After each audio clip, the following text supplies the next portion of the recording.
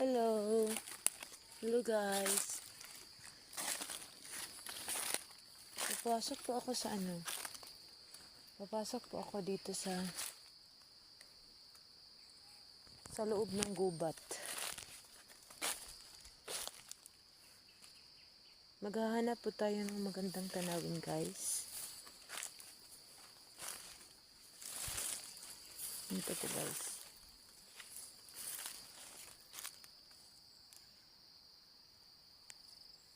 Dito po, iba-iba pong tanawin ang makikita natin dito at saka mga halaman. Dito po at isa po. Bulaklak po yan guys.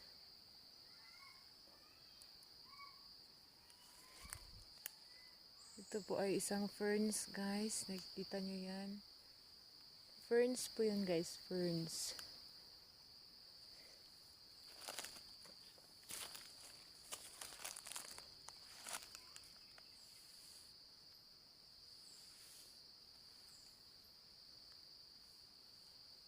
Marami po tayong makikita dito ng mga guys.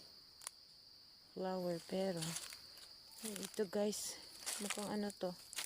Ito ay lalagyan ng baboy damo.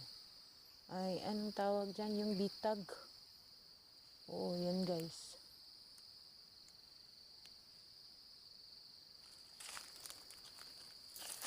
Isa po yung guys. Ito po isa po itong may mga po guys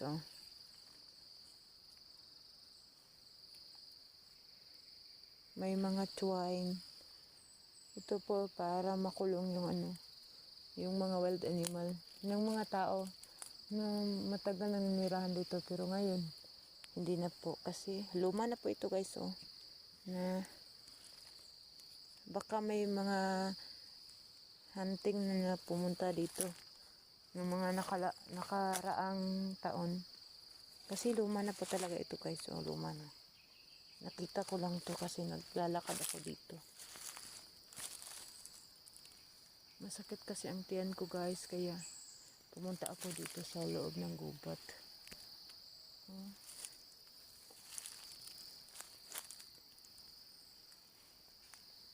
Pumunta ako dito guys, iba-iba ang nakikita ko guys.